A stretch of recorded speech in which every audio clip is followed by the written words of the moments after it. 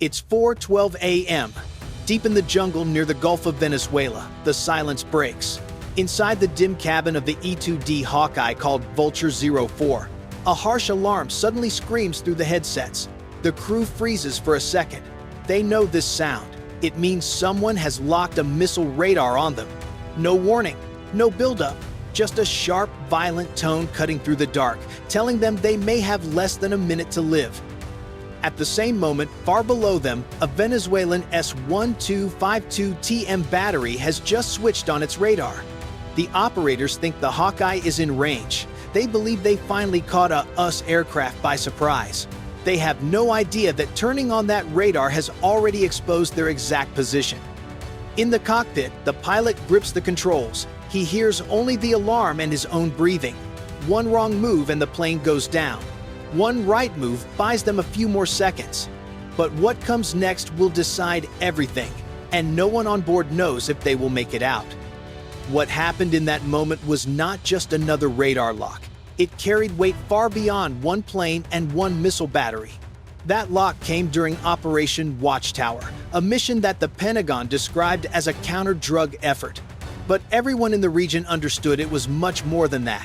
The US had moved a full carrier strike group into the Caribbean, including the Gerald R. Ford, its most advanced carrier.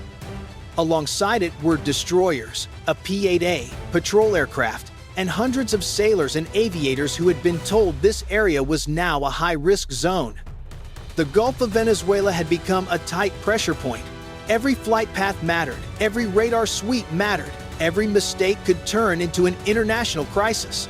Venezuela's government, struggling under sanctions and political tension, believed showing strength against the US would help them at home.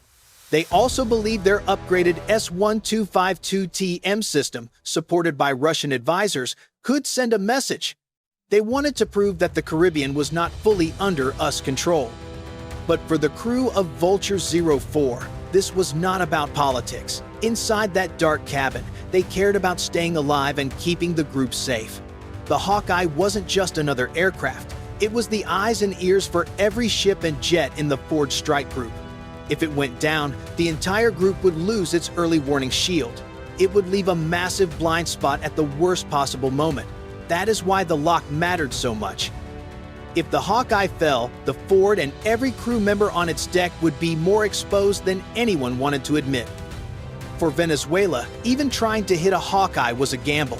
If they succeeded, they could claim a major victory.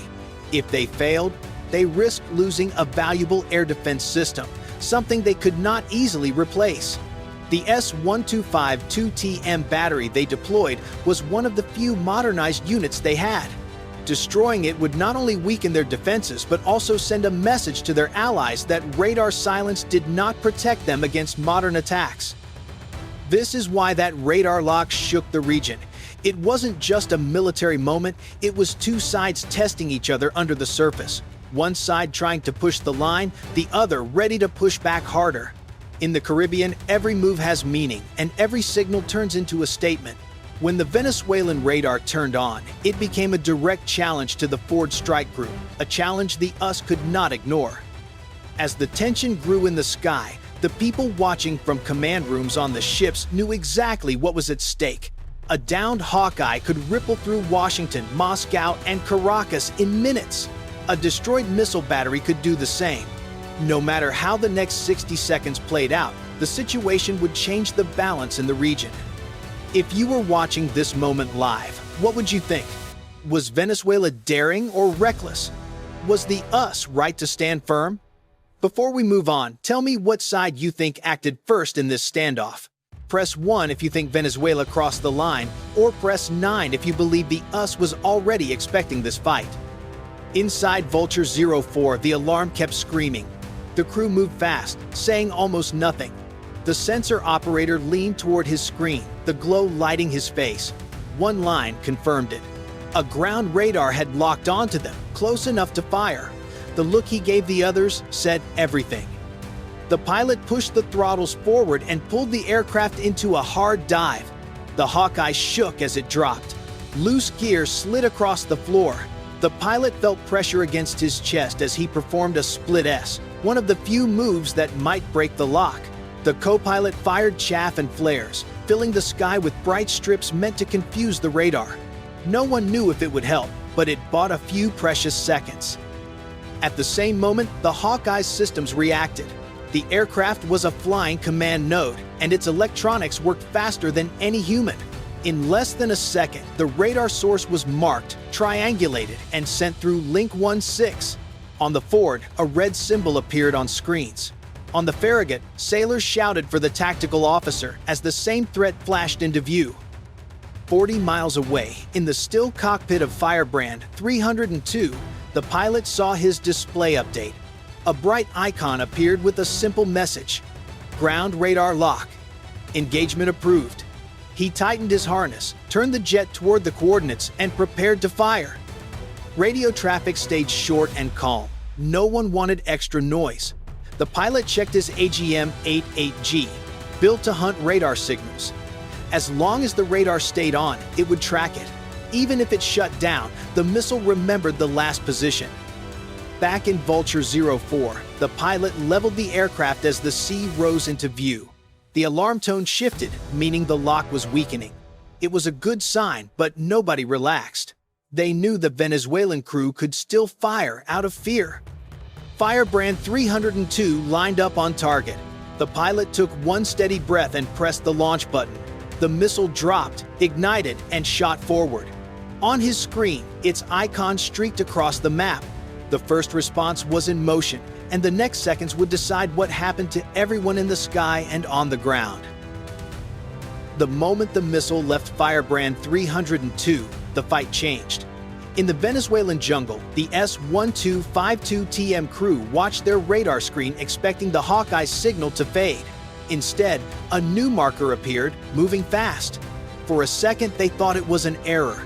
Then the operator understood it was a weapon coming straight at them. He shouted for the radar to be shut down. The switch snapped off, the antennas went silent, and the cabin froze. They believed going dark would save them. It had worked with older missiles for decades, but this time the threat kept closing in. Even with the radar off, the screen showed a faint trace moving at impossible speed.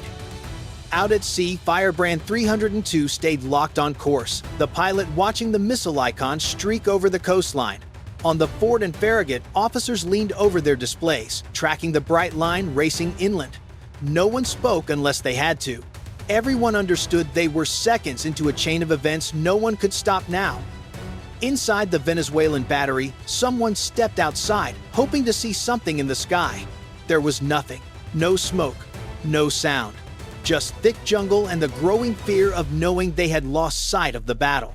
Turning off the radar had cut their only window into the fight, and now they had no idea where the missile was. In air defense, silence is not safety. It means the threat can reach you without warning. The crew tried to restart the system, but the boot cycle was too slow. The screen stayed black. The operator looked up, understanding they were out of time. On the Farragut, the tactical officer confirmed the missile was still tracking true. After that, the room went quiet. The US response was already in motion, and nothing on the ground could change what was coming. The Venezuelan operator tried to call out a warning, but the sound cut off. The missile was almost on top of them, moving so fast that the jungle would never echo the blast. Both sides knew the impact was seconds away. Before we move to that moment, tell me what you think. Press 1 if you believe shutting down the radar could have saved them, or press 9 if you think the US missile had them locked the instant it launched. What the Venezuelan crew didn't know was that shutting off the radar did not end the danger. The AGM-88G had already saved the last position of their system and switched to its own seeker. It no longer needed a live signal. It was coming straight for the battery's exact location. Inside the command truck, the crew argued briefly, unsure if staying dark or restarting the radar was safer. Turning it back on could expose them again, but keeping it off left them blind. The commander stared at the dead screens, trying to decide with no real information. He finally ordered a restart, hoping for even one quick scan. But as the crew rushed through the steps, they saw the cycle was too slow. The screen stayed black. The seconds they needed had already slipped away. Outside, the jungle was silent. No sound, no warning, Nothing to show a missile was racing toward them. The quiet only made the fear worse. The crew exchanged tense looks, understanding something was wrong but unable to see the threat. On the Ford, officers watched the missile icon approach with no reaction from the battery. No radar ping, no movement, nothing. The Venezuelan crew didn't realize the missile was already in its final mode and no longer needed their signal. The twist was simple. The crew thought shutting down the radar kept them safe. Instead, it left them blind. The missile had all it needed, and the jungle gave them no protection. Before we move to the impact, tell me what you think. Press 1 if you believe the battery still had a chance, or press 9 if you think the missile made escape impossible. The missile closed in so fast that the Venezuelan crew never had a real chance to react. Inside the command truck, the operator tried to restart the radar again, but the screen stayed dark. He looked at the commander, and the commander knew they were out of time. There were no alarms or warnings to guide them now, only silence and guesswork. Outside, the jungle looked calm. A crew member stepped out, hoping to see something in the sky, but there was nothing.